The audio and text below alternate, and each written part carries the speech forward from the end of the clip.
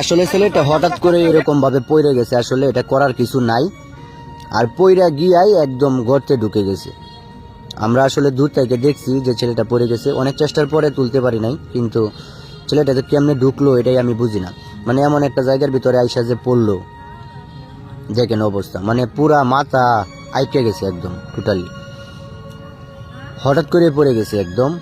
আমরা আসলে বুঝতে পারি নাই যে এতটা গভীর। আমরা একটু দূর থেকে আসছি তো একটু লেট হয়ে গেছে। তো আমরা যদি আরো আগে দেখতাম তাহলে হচ্ছে আমরা আসলে আরো আগেই তারে উদ্ধার করতে পারতাম, কিন্তু হ্যাঁ সাইকেল থেকে পড়েই একদম নিচে গেছে গা। কারণ ছেলেটা মনে করেন যে এতটা বড়ও না, সাইকেল ভালোই চালাইতে পারে, কিন্তু এমন এই যে দেখেন না সামনে একটা ইটকা আছে, এই ইটকার ভিতরে সাইকেলের চাকা লাইগা একদম টোটালি চলে গেছে। বুঝতে পারি না যে এভাবে সে গর্তে চলে যাবে।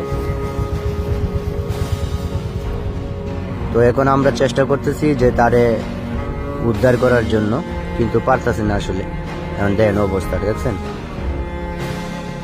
তার গার গুড় সবকিছু আটকে গেছে। মানে সে যে এখান থেকে বের হবে একা, এটা সম্ভব না। মানে এটা কিন্তু অনেকটা গভীর আসলে, কারণ এখান দিয়ে তো পানি যায়। তো সেই জায়গা থেকে সে হচ্ছে হয়তো বা ব্যথা পাইছে, অনেকটাই ব্যথা পাইছে। কারণ আমরা এটা অনেকক্ষণ চেষ্টা করছি এটার উপরের দিকে তোলার, কিন্তু তুলতে পারি নাই। মূলত 4-5 জন আমরা হঠাৎ করে দেখলাম যে ছেলেটা সে সাইকেল চালাইতেছিল খুব দ্রুত গতিতে, এই যে ইটের সাথে সামনের চাকার লেগে সে এখানে পড়ছে, পড়ার পরে এখান থেকে ঢুকছে। মানে সে প্রথম অবস্থায় যেভাবে ঢুকছে সেটা আপনাদেরকে দেখাইতে পারলাম না। সে কিন্তু অনেক এখানে পইরা তারপর হচ্ছে 2টা গড়ান দিয়া তারপর হচ্ছে আপনার এখানে ভিতরে ঢুকে গেছে। এখন দেখেন অবস্থা, মানে তার পিঠ বাইজে গেছে একদম টোটালি। সে এখান থেকে যে বের হবে সেটার কোনো বাস তার নাই। এটা অনেক গর্ত কিন্তু আসলে সে এখানে ধরে রাখছিল, এখানে একটা ইট ছিল, তো ওই ইটে ধরে রাখছিল, হয়তো অনেকটাই ব্যথা পাইছে আমার মনে হয়। এখানে সে তার বটটা রাখতে পারে না, যদি বটটা রাখতে পারতো তাহলে হচ্ছে সে কিন্তু উপরেই থাকতো, কিন্তু উপরে থেকে নিচে যাওয়ার পথেই সে ব্যথাটা পাইছে আসলে।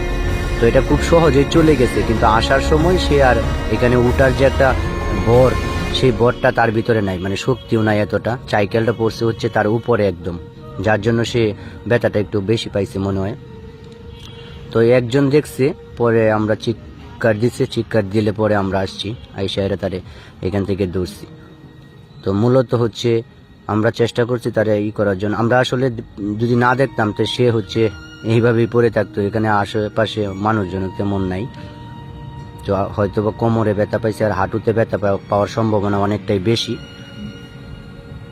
দেখেন সে কিন্তু এতটা ছোটও না, অনেকটাই বড়, কিন্তু তারপরেও পড়ে গেছে। এই জন্য হচ্ছে সাইকেল চালাইলে, মোটর সাইকেল চালাইলে আমাদের সতর্কতার সাথে এগুলা চালাইতে হবে, না হলে হচ্ছে যে কোনো সময় একটা দুর্ঘটনা ঘটতে পারে। আর সেই দুর্ঘটনা থেকে আমরা যদি উদ্ধার হইতে চাই তাহলে আমাদের সতর্কতা অবলম্বন করা কিন্তু অনেকটাই জরুরি। তো সেই ক্ষেত্রে হচ্ছে আপনাদেরকে একটাই কথা বলবো, আপনারা সতর্কতার সাথে সাইকেল, বাইক এগুলো চালাবেন, আর ছোট্ট বায়ানচারী এবং তাদেরকে সতর্কতার সাথে চালানোর চেষ্টা করবেন।